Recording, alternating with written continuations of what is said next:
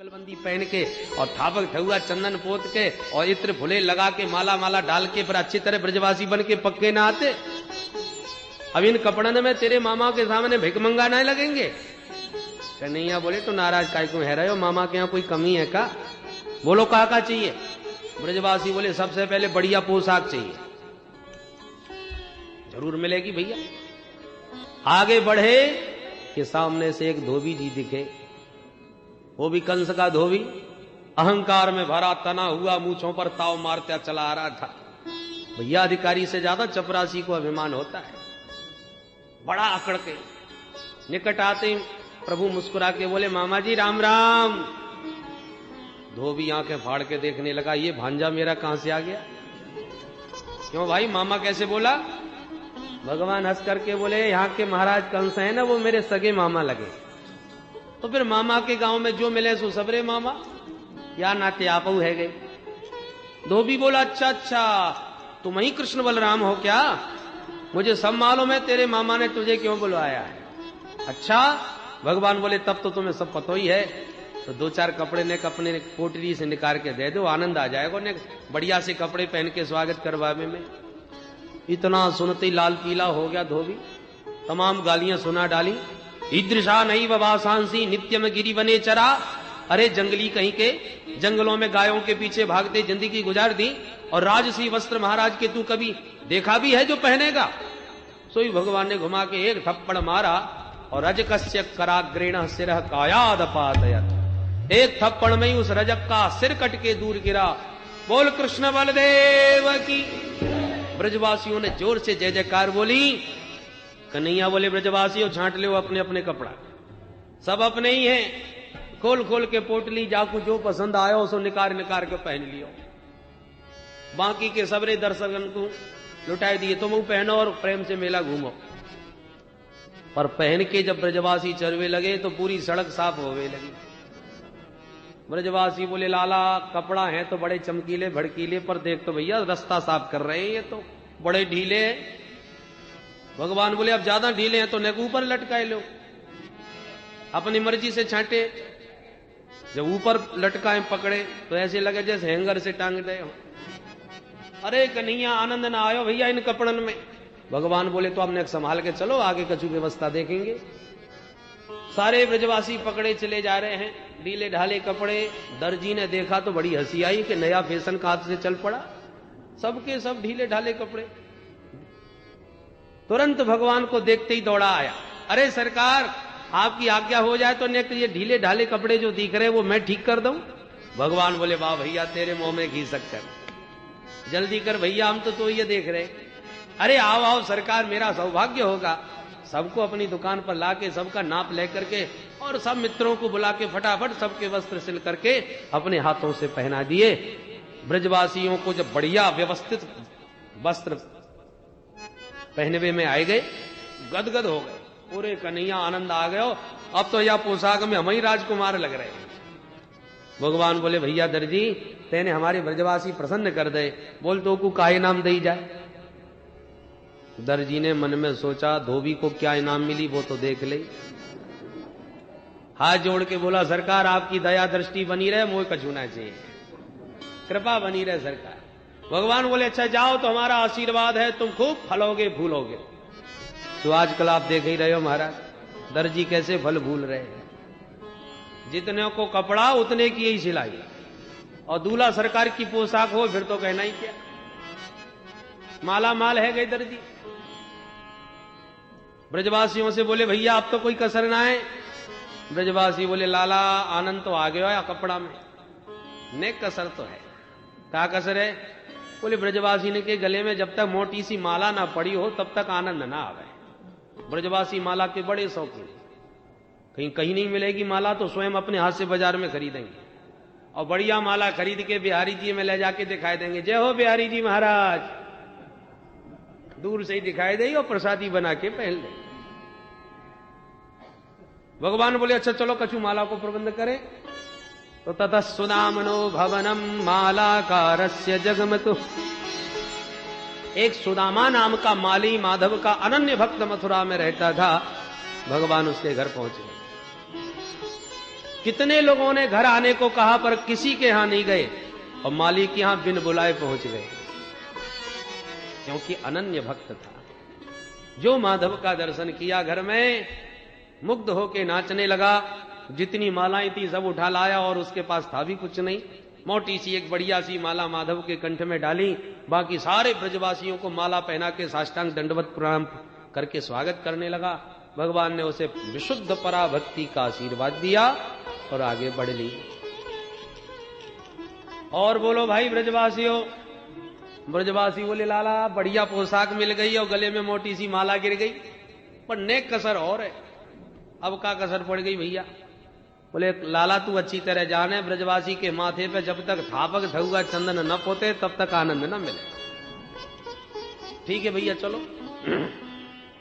और 4 कदम आगे बढ़े तो क्या देखा कि 3 जगह से टेढ़ी मेढ़ी कुबड़ी चंदन का पात्र लिए चली जा रही है, बड़ी सुगंध आ रही है। देखते ही भगवान ने आवाज लगाई, अरे सुंदरी जी। कुब्जा ने जिंदगी में पहली बार यह संबोधन सुना। सुंदरी संबोधन सुनते ही तुरंत पीछे मुड़ी और माधव की छटा देखते ही दौड़ी दौड़ी चली आई। बोल वृंदावन बिहारी लाल। भगवान के पास आके बोली सरकार आपने मोते कछू कही का? भगवान बोले हाँ सुंदरी हम आप ही ये बुलाए रहे। अहो भाग्य महाराज कहो। भगवान बोले पहले तो आप अपनो परिचय दो, आप कौन हो? कुब्जा ने बड़े प्रसन्नता पूर्वक परिचय दिया। दास्यास्म हम सुंदर कंस सम्मता त्रिवक्र नामाह्यनुलेप कर्मणि मदभावितं भोजपतेरति प्रियं विना युवाम कोन्यतमस्तदर्हति। महाराज मैं सैरंध्री हूं, कंस की दासी। मेरे हाथ का घिसा हुआ चंदन पूरे मधुपुरी में इतना प्रसिद्ध है कि मदभावितम भोजपते अति प्रियम। भोजपति कंस को भी मेरा चंदन बहुत पसंद आया, इसलिए दरबार में चंदन देने की सेवा करती। भगवान बोले महाराज कंस मेरे सगे मामा जी लगे, तो का वो चंदन आज हमें दे दोगी जो हमारे मामा जी ये दियो करो? कुब्जा बोली ये तो मेरा सौभाग्य है सरकार के मेरे चंदन को आप लगाओ। अरे आपकी आज्ञा हो जाए तो मैं ही लगा दूं। भगवान बोले वाह तब तो आप ही लगाओ। ठीक है महाराज ये तो मेरा परम सौभाग्य है। अब कुब्जा बिचारी 3 जगह से टेढ़ी चंदन ले लेकर के भगवान के माथे पर लेपन करने लगी। ब्रजवासी भी आगे बढ़ने लगे। हाँ देवी जी ने कितकू भी। देखते देखते महाराज सबरो चंदन पोत दियो ब्रजवासी के माथे पे। थोड़े बहुत टिपकी से तो ब्रजवासी को आनंद आवे ना। गल छप्पा संप्रदाय ब्रजवासियन की अलग है।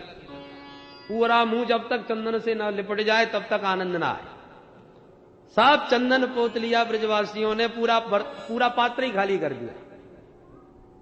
ब्रजवासी बोले लाला या चंदन में तो बड़ी तरावट है भैया, बड़ी खुशबू है, आनंद बहुत आ गयो, पर एक बात जरूर कहनी पड़ेगी तेने अब आप बिचारी को सबरो चंदन पोत लियो और दियो लियो कछू ना है। अरे दरबार में लेके जाती तो कितनों इनाम मिलतो। भगवान बोले अरे ऐसी क्या बात है, हम ऐसी कीमती चीज देंगे जो काउने ना दई होए, तो निकाल भैया। भगवान तुरंत कुब्जा के पास आए और पैर के अंगूठे को अपने श्री चरण के अंगूठे से दबाकर बाकी ठोड़ी से हाथ लगाई लिए। दाऊ जी तो मुंह फेर करके बोले कन्हैया ध्यान रखियो ये वृंदावन ना है। भगवान हंस करके बोले दाऊ भैया चिंता मत करियो मुंह को पूरा ध्यान है। वाला सब हंस करके बोले कन्हैया कछू है जाए तेरी जोड़ी तो बन गई। तू त्रिभंग और ये त्रिभंगा, तू भी 3 जगह से टेढ़ो रहे और ये भी 3 जगह से टेढ़ी यही दिख रही।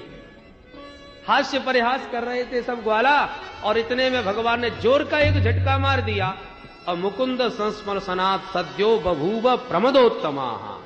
कन्हैया के एक झटका में वाके तीनों कुबड़े गायब हो गए और ऐसी जगमगाती दिव्य रूप छटा के साथ प्रकट भई कि देखने वालन की आंखें भौचक्की रह गई। हे भगवान ये छोरा केवल पहलवान ही ना है, जादूगर भी है। जन्म की कुबड़ी एक झटका में सीधी कर दी आने तो। कुब्जा तो प्रसन्नता में नाच उठी, पीताम्बर पकड़ के प्रणय निवेदन किया प्रभु मेरे घर एक दिन आपको अवश्य आना होगा। भगवान बोले अवश्य आएंगे पर मामा जी से मिले आवे वाके बाद। आश्वासन दे के आगे बढ़े। अब तो महाराज सब प्रसन्न। बड़े बड़े जितने भी उद्योगपति व्यापारी थे मथुरा के, वो सब जगह जगह पर तांबुल लौंग इलायची आदि खिला खिला के स्वागत करने लगे भगवान का। व्यापारी को दूरदर्शी होना चाहिए, जिसके लक्षण सत्ता में जाते दिखे उसी से राम राम रिश्तेदारी निकालनी प्रारंभ कर देना चाहिए। व्यापारियों को समझते देर नहीं लगी कि बालक बड़ा प्रतिभावान है, और हो ना हो अब इसी के हाथों से कंस मरेगा और कंस को मार के यही मथुरा नरेश बनेगा, तो क्यों ना अभी से रिश्तेदारी निकाले। घर में किसी ने नहीं बुलाया, कोई भरोसा थोड़ी है कि सत्ता मिल ही जाएगी। इसलिए सब जगह जगह पर स्वागत सत्कार भगवान का करते हुए परिचय निकाल रहे। आगे बढ़े, दिव्य सभागार में पहुंचे, जहां पर बहुत विशाल धनुष रखा हुआ था कंस का, जो भगवान परशुराम जी ने दिया था।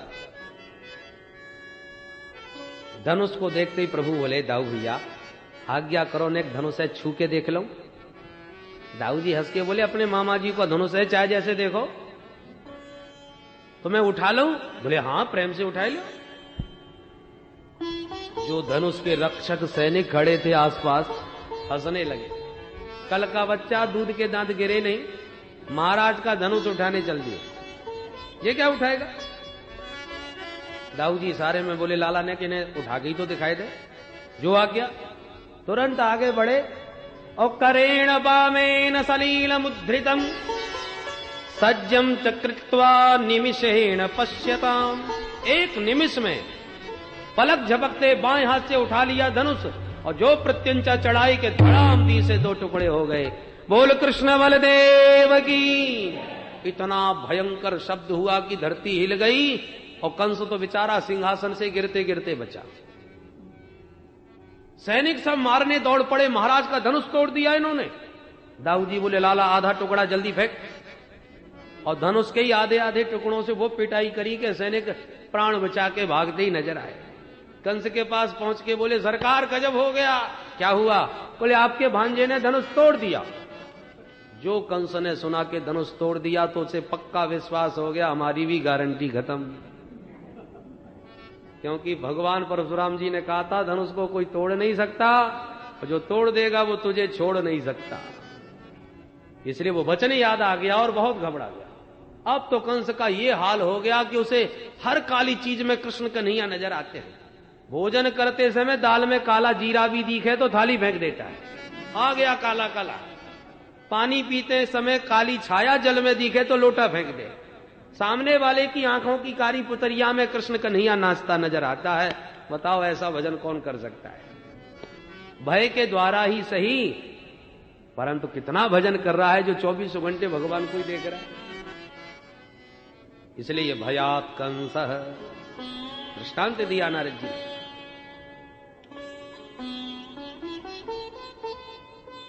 रात्रि होने वाली थी, समय पर्याप्त हो चुका था, इसलिए लौट के भगवान विश्राम घाट बाबा के पास। नंद बाबा बोले, बेटा घूमे आयो? बोले हाँ बाबा। लड़ाई झगड़ा तो ना कियो? बोले ना बाबा। चुपचाप बाबा के पास आके सोए। अब रात में कंस को नींद कहां? थोड़ी बहुत नींद आ भी जाए तो बड़ा भयंकर स्वप्न देखता है। स्वप्ने प्रेत परिस्वंग खरयानम विषादनम। भूत प्रेत बुला बुला करके आलिंगन कर रहे हैं। कभी देखता है कि गधे पर बैठ के शरीर में तेल लगा के दक्षिण दिशा में जा रहा हूं, कभी चलते समय परछाई में छिद्र नजर आते हैं। ये सब मृत्यु के संकेत है। प्राण घोष शांत हो गया, इसलिए कंस का भय और भी कई गुना बढ़ गया। जैसे तैसे सवेरा हुआ। नंद बाबा बोले, लाला चल। प्रभु बोले, बाबा आप चलो, हम बाद में आएंगे। नंद बाबा तो आगे चल के अपने सभागार में अपने उपयुक्त स्थान पर बैठ गए। बाद में दाऊ भैया के साथ गोविंद चले, और जैसे ही प्रभु ने सभागार में प्रवेश किया तो दरवाजे पर बड़ा विशालकाय हाथी, जिसमें 10,000 हाथियों का अकेले में बल, नाम था कुबलयापीड, मुख्य दरवाजे पर खड़ा है। भगवान बोले, महावत हाथी हटाओ, हम भीतर जाएंगे। अंबाम बष्ट मार्गम नो देह्यम अप्राकमाचिरम। सुनता क्यों नहीं है? हाथी क्यों नहीं हटाता? इतने पर भी नहीं सुना तो भगवान ने डांटा है, ज्यादा गड़बड़ करेगा तो एक मुष्टिका में तेरे हाथी को और तेरे को सीधा यमलोक का रास्ता दिखा दूंगा। नोचेत सकुंजरम त्वाद्य नयामी यम साधनम। भगवान के हाथ का मरा कोई यम सदन नहीं जाता। तो क्यों कहा? बोले यम साधनम का मतलब यमई ही साध्यते। यम नियमादि अष्टांग योगों की सिद्धि से जो गति योगियों को मिलती है वो एक थप्पड़ में हम तुमको दे देंगे। नयामी यम साधनम। महावत कुपित हो गया। मदांध हाथी खड़ा था, उसमें अंकुश मार के भगवान की तरफ दौड़ा दिया। भगवान ने भी दौड़ के तुरंत उसके दोनों लंबे लंबे दांत पकड़ के जोर का झटका मारा। हाथी पूरा वेदांती हो गया, बिना दांत का हो गया। दाऊ जी बोले लाला एक दांत मोकू फेंक। तो एक दांत दाऊ जी की ओर उछाल दिया। दोनों भैयाओं ने वाके दांत और बाकी पीठ मार मार के एक कर दी। हाथी महावत दोनों ही गोविंदाय नमो नमः। भगवान बोले दाऊ भैया जब दरवाजे पे ही खटपट है तो भीतर भी गड़बड़ होगी। खाली हाथ जा वो ठीक ना है, चलो या हाथी के दांत है संग ही ले चले। तो रक्त रंजित हाथी का दांत कंधे पे धर के दोनों भैया भीतर पहुंचे। जो भीतर प्रवेश किया तो सभा में हजारों लाखों व्यक्ति बैठे हैं। उन लाखों आंखों ने एक साथ भगवान को देखा और सब अपनी अपनी भावना से अलग अलग रूपों में भगवान का दर्शन कर रहे हैं। जाकी रही भावना जैसी, जागी रही भावना जैसी, प्रभु मूर्ति तिन्ह देखी तैसी, प्रभु मूर्ति तिन्ह देखी तैसी, जाकी रही भावना जैसी, जागी रही भावना जैसी। सुखदेव बाबा वर्णन करते हैं मल्लानाम असनिर्णाम नरवर स्त्रीणाम स्मरो मूर्तिमान, गोपानाम स्वजनो सताम क्षितिभुजाम, शास्ता स्वपित्रो शिशु, मृत्युर्भोजपते विराड विदुषाम, तत्त्वं परम योगिनाम, वृष्णीनां परदेवते विदितो रंगम गत साग्रज। रसो वैसह, परमात्मा तो रसस्वरूप है, सारे रस एक साथ प्रकट हो रहे हैं आज। मल्ला नाम असनी, असनी नाम वज्र। पहलवानों ने देखा तो ऐसा लगा जैसे साक्षात कठोर वज्र ही मूर्तिमंत खड़ा है। यह है रौद्र रस। निर्णाम नरवरः, साधारण मानवों ने देखा, देखो एक विशिष्ट महापुरुष हमारे बीच उपस्थित हुए हैं। मानवों में सर्वश्रेष्ठ नरवरः पुरुषोत्तम, ये अद्भुत रस। ये कौन आ गया? आश्चर्य भरी दृष्टि से जो देखे देखता ही रह जाए। अद्भुत बालक। स्त्रीणाम स्मरो मूर्तिमान, स्त्रियों ने देखा, सुंदरियों ने देखा तो लगा जैसे अनंग ही अंग धारण करके खड़ा है। ये श्रृंगार रस मूर्तिमान कामदेव के समान। गोपानाम स्वजन, ग्वाल बाल जो खड़े हैं, ओ हमारो कन्हैया आ गया, दौड़ दौड़ करके सब मिले भी लगे गले। उन्हें अपना सखा दिख रहा है। यहां पर सख्य रस और हास्य रस है। असताम क्षितिभुजाम शास्ता, जो दुष्ट प्रकृति के राजा सभा में बैठे थे, उन्होंने जब भगवान को हाथ में हाथी का दांत लिए देखा तो उनको लगा जैसे हम सबका शासक खड़ा है। जो गड़बड़ करेगा उसी की खोपड़ी में दांत पड़ेगा, हाथी का दांत। शासक, महाशासक के रूप में प्रभु का दर्शन हो रहा है। ये वीर रस। स्वपित्रो शिशु, कंस ने वसुदेव देवकी को भी सभागार में बैठा रखा है, नजर बंद करके। कि तुमने अपने बच्चों को बचाने में कसर तो नहीं छोड़ी, अब तुम्हारी आंखों के सामने वो मरेंगे, देखना। बंधक बनाए बैठा रखा है। तो दोनों दंपति आज अपने लाला का दर्शन कर रहे हैं। स्वपित्रोह द्विवचन है, तो दोनों में श्री, क्योंकि नंद बाबा तो अकेले हैं, इसलिए देवकी वसुदेव दोनों को दर्शन हो रहा है। शिशु हो, छोटे से, आप उसमें कह रहे हो देखो इतना सा छोड़ के आया था मैं, आज कितना बड़ा हो गया। वात्सल्य उमड़ने लगा, देवकी मैया के नेत्र सजल हो गए। आज 11 वर्षों के बाद वो इतना सा लाला मुझे मिला है, पर न तो बेटा कह पा रही हूं, न पास में जा पा रही हूं, न अंक से लगा पा रही हूं। इसलिए यहां पर दो रस एक साथ प्रकट हो रहे हैं, वात्सल्य और कारुण्य। करुणा भी जागृत हो रही है, क्योंकि पुत्रों की उपस्थिति में भी उनसे मिल नहीं पा रहे। कारुण्य रस और वात्सल्य रस। मृत्युर्भोजपते, भोजपति कंस ने देखा तो लगा साक्षात मौत खड़ी है मेरे सामने, काल दंड लिए यमराज खड़े मेरे सामने। ये भयानक रस। विराट अविदुषाम, अविदुषाम अज्ञानिनाम विराट, मूर्खों को अज्ञानियों को भगवान का दर्शन विराट रूप में हुआ। यह है बीभत्स रस। भगवान ने अभी अभी ताजा ताजा दांत उखाड़ा है ना हाथी का, तो उसमें रक्त लगा है, और रक्त की बिंदु यत्र तत्र गोविंद के श्री अंग में भी लगी हुई है।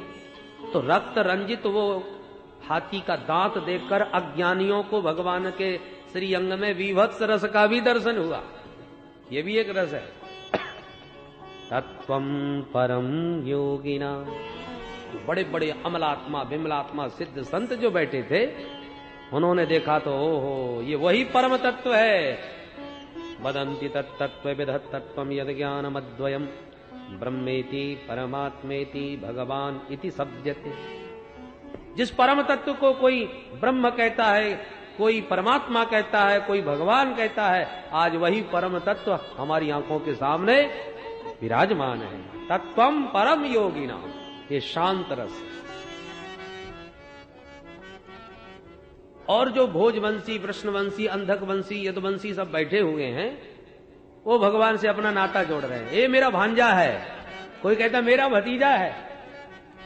वृष्णी नाम परदेवतेति, भगवान से अपना संबंध निकालना, ये भक्ति रस है। रंगम गतः साग्रजः, अग्रजेन सहित साग्रजः, अपने बड़े भाई दाऊ भैया के साथ रणभूमि, जब उस रंग भूमि में माधव पधारे तो भावनानुसार सबने अलग अलग दर्शन किए। पर चाणूर नाम का दैत्य भगवान के सामने टाल ठोक कर का आ गया। हे नंद सूनु, हे राम भवन्तौ वीर सम्मतौ, हे नंद के छोरा, बहुत नाम सुना है तेरा, चल आ दो दो हाथ कर। हमारे महाराज कंस पहलवानी के बड़े शौकीन हैं, मल्ल युद्ध के पारंगत हैं। प्रजा का कर्तव्य होता है राजा को प्रसन्न करना। आइए हम और आप मल्ल युद्ध के द्वारा महाराज को प्रसन्न करें। भगवान हंस करके बोले, चोरे थोड़ी बहुत शर्म है कि बाजार में बेच खाई। मैं 100 छोरा और तेरो पहाड़ जैसो शरीर। अरे मेरी कुश्ती देखनी है तो मेरो जोड़ीदार कोई निकाल। बाला वयम तुल्य बलई क्रीडश्यामो यथोचितम, भाई बराबर की कुश्ती होनी चाहिए। ये पहाड़ के साथ तेरे से कौन भिड़ेगा। अट्टहास करके हंसा चाणूर और बोला, क्यों बातें बनानी बहुत आती है तुम्हें। अरे अभी अभी कुछ पलों पूर्व हाथी का दांत उखाड़ करके ले आए। पता है वो हाथी कौन था? 10,000 हाथियों का बल रखने वाला कुबलिया पीठ। और खेल खेल के मैं उसको अनायास मार दिया, और फिर भी तुम अपने को बच्चा कह रहे हो। मैं जानता हूं तुम कौन हो। न बालो न किशोरस्त्वं बलश्च बलिनांबर लील्येभ्यो हतो येन सहस्रद्वीप सत्वभृत। इतने बलशाली हाथी को मारने वाला बालक नहीं हो सकता, इसलिए आओ मेरे से द्वंद्व युद्ध करो। छोटे छोटे ग्वाला दौड़ के बोले, हे कन्हैया घबराइयो मत, हम काहे को आए तेरे संग में। होगी सो देखी जाएगी, पूतना बारे हाथ जगह देखा जाए। भगवान बोले अच्छा तुम्हें सबन की इच्छा है, आजा भैया। वैसे हमारे बाबा ने मना कर रखी है और तेरी कछु ज्यादा ही श्रद्धा दिख रही है तो चल हम मना ना करेंगे। कूद पड़े अखाड़े में कन्हैया। चाणूर बोला रे बलराम तुम्हारी भी इच्छा हो तो मेरे भैया मुष्टिकासुर के साथ तुम आ जाओ। दाऊ जी बोले वाह हम भी यही देख रहे थे कि कोई जोड़ीदार मिले तो मामा जी ये दो हाथ हमू दिखाए थे। बले न सह मुष्टिका, बलराम जी मुष्टिकासुर के साथ भिड़ गए। बड़ा भयंकर द्वंद्व युद्ध छिड़ गया अखाड़े में। मल्ल युद्ध, हस्ताभ्याम हस्तयोर्वध्वा पदभ्याम एव च पादयोः अरत्नीद्वय अरत्नीभ्याम जानुभ्याम चैव जानु। पंजे से पंजे एड़ी से एड़ी बंधी हुई हैं। अद्भुत मल्ल कौशल। जो देवियां बैठी थी सब दुखी हो गई। अरे राम राम, घोर अनर्थ, महापाप, सरासर अधर्म हो रहा है। छोटे छोटे बच्चों से इतने बड़े पहलवान लड़ रहे हैं, जिन बच्चों की अभी मूछें भी नहीं आई। किशोरऊ नाप्त यौवनऊ, यौवन भी जिनका नहीं आया है। और क्व वज्र सार सर्वांगऊ, कहा ये वज्र जैसे पहलवान। घोर अधर्म, ऐसे सभा में हम नहीं रहेंगी। बहुत सी देवियां दुखी होकर चली गई, कुछ मन मार के रह गई। भैया अपना पक्ष कमजोर दिखाई पड़े ना तो मैच देखने में आनंद नहीं आता। बोलो राधे राधे। हमारे कृष्ण कन्हैया इतने छोटे छोटे से और इतने पहाड़ जैसे पहलवान, अरे नहीं देखेंगे, हमें ऐसा मल्ल युद्ध नहीं देखना, उठ करके चले। कुछ मन मार के रह गई, शायद कोई चमत्कार हो। बहुत चमत्कार सुने, परंतु बड़ी देर हो गई लड़ते लड़ते। उच्च सिंहासन पर बैठे कंस को बड़ा क्रोध आने लगा। चाणूर को इशारा किया, मूर्ख घंटा भर हो गया, इन छोटे छोटे बच्चों को एक मुक्का मार के समाप्त क्यों नहीं करता। चाणूर को जोश आ गया। मालिक का संकेत पाते ही दोनों हाथ बांध के दौड़ा और पूरी ताकत से भगवान की छाती में एक मुक्का मार दिया। पर सुखदेव बाबा कहते हैं परीक्षित ऐसे लगा वो मुक्का जैसे मतवाले हाथी में कोई माला फेंक के मार दे। ना चलत तत्प्रहारेण माला हत इवत विपह। भगवान अविचल खड़े रहे। अब मुस्कुराने के बाद बोले तूने मुक्का मार दिया तो थोड़ी सी थप्पड़ हमारी भी खा। और यूं कह के भगवान ने जो घुमा करके एक चांटा मारा, एक चांटे में चारों कोने चित्त गिरा। चाणूर धूर चाट के चकनाचूर हो गया। बोल नंद के लाला। दाऊ महाराज ने भी फिर घुमा के एक मुष्टिका मारी। एक मुष्टिका में मुष्टिकासुर भी गोविंदाय नमो नमः। सल और तोसल दो पहलवान और आधम के दोनों भैयाओं ने मिलकर के उन दोनों को भी ठिकाने लगा दिया। कूट नाम का दैत्य कूदता हुआ फिर आ गया। दौड़ के कन्हैया ने दो मुक्के मार के कूट को भी कूट दिया। बाकी के पहलवान अपने आप ही प्राण बचा के भागने लगे। अब तो कंस का क्रोध पराकाष्ठा पर। बंदी बना लो दुष्ट बालकों को, भागने न पावे। आज मैं अपने हाथों से मारूंगा, इनके बाप नंद को भी मारूंगा, अपने बाप उग्रसेन को भी मारूंगा। भगवान समझ गए इसका तो काम तमाम हो गया, बिना मारे ही मर गया। बड़बड़ाने लगा, शब्द शैली बिखर गई, शरीर कांपने लगा क्रोध में। भगवान ने एक छलांग मारी और मामा कंस के सिंहासन पर खड़े नजर आए। जब तक वो कुछ सोच पाता तब तक मार झपट्टा सिर के बाल पकड़ के घुमा दिया। प्रगृह्य केशे सुचलत किरीटम निपात्य रंगो पर तुंग मंचाट। बहुत ऊंचा मंच, सिर के बाल पकड़ के घुमा के याद दिला रहे हैं, मेरी माँ देवकी को विवाह वेला पर तूने गिराया था। केस पकड़ के देवकी नंदन तुझे भी गिराने आ गया। स्मरण दिला के जोर का धक्का मारा। हड़बड़ा के कंस उच्च सिंहा से धड़ाम जी से नीचे गिरा। छाती पर कन्हैया भी कूद पड़े। रहे सहे कंस के प्राण भी गोविंदाय नमो नमः। बोल कंस मर्दन भगवान की, भक्त वत्सल भगवान की। कंस का जो काम तमाम हुआ तो कंस के 8 भाई और थे, वो भी सब ले ले हथियार मारने को दौड़े। तो अकेले दाऊ महाराज ने ही हाथी के दांतों से 8 को ठिकाने लगा दिया। 8 समाप्त कर दिए। अब तो पूरी प्रजा में हाहाकार मच गया। चारों तरफ कंस की पत्नी अस्थि प्राप्ति बिलखने लगी, छाती पीट पीट के। भगवान ने जैसे तैसे उन दोनों को समझाया। नंद बाबा ने तो दौड़ के लाला को हृदय से लगा लिया। अरे लाला, इतने बड़े बड़े तेने दैत्य कैसे मार दिए, मेरी समझ में ना आवे। कन्हैया बोले मैंने ये क्यों ना मारो बाबा, तो कैसे मर गए। बोले मोकू तो एक बंदर दिखो। अब आ बंदर ने एक एक धमुकरा धर दिए, सुधारी के सबरे मर गए। नंद बाबा बोले ओहो लाला तेरी लड़ाई भई, झगड़ा भयो और मैंने हनुमान जी याद किए, तो को निश्चित हनुमान जी यही दिखे होंगे, वही पहलवान के देवता हैं, अतुलित बल धाम। नंद बाबा अब भी अपने लाला को नन्ना सा लाला ही समझ रहे हैं।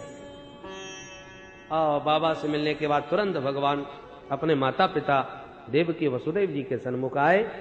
मातरम पितरम चैव मोचेत्वाथ बंधनात्